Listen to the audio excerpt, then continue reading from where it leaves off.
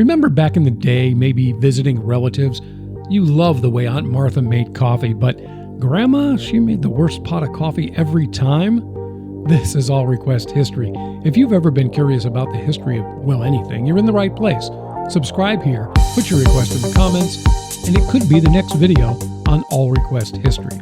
This is the history of the coffee pod. Now, coffee is a universal beverage that's loved by billions. Over the years, the way we brew this beloved drink has changed, and one of the most significant innovations, the coffee pod. The story of coffee brewing began centuries ago. From Turkish coffee pots to the first automatic drip machines in the mid-20th century, to the state-of-the-art fancy barista-made caffeinated concoctions, coffee culture is mostly about convenience and taste.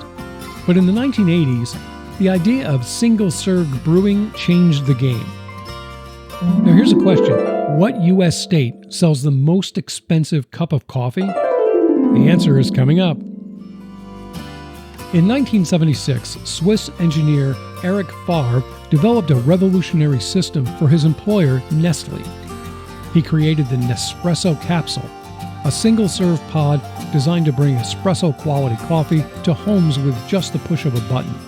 It combined convenience, consistency, and quality. By the late 1980s, Nespresso launched commercially, targeting European markets. While adoption was slow at first, the sleek design and premium marketing eventually captured coffee enthusiasts around the world. In 1992, everything changed. College roommates Peter Dragone and John Sylvan found a way to make a single-serve coffee system that made quality coffee a single cup at a time. They created a single-serve brewing system that would deliver a single cup of fresh, hot coffee with just the push of a button. They named their company using the Dutch word for excellence, and they founded the Keurig company. Throughout the 1990s, most single-serve machines were used in commercial applications, the break room at work. Keurig developed a way to bring this concept to the home kitchen, and in 2004, they introduced the Keurig Elite. Finally, a single-serve coffee machine for home use. This move proved to be a game-changer for a growing demand in convenience and modern lifestyles. By the early 2000s, other brands entered the coffee pod market and introduced the now affectionately called K-Cup. Homebrews now were available in a wide variety of coffees, teas, and even hot chocolates, cementing the coffee pod's place in millions of households.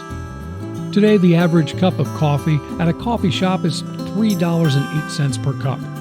The average cost to brew a cup at home, and this average, by the way, does include the use of the K-Cup for the home brewer in its calculation, is 37 cents per cup.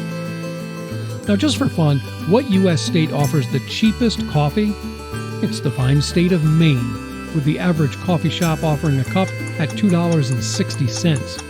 But to answer our earlier question, what U.S. state sells the most expensive cup of coffee? Well, you might be thinking New York. Nope. Surprisingly, it turns out to be South Dakota, offering a cup at an average of $3.79 per cup.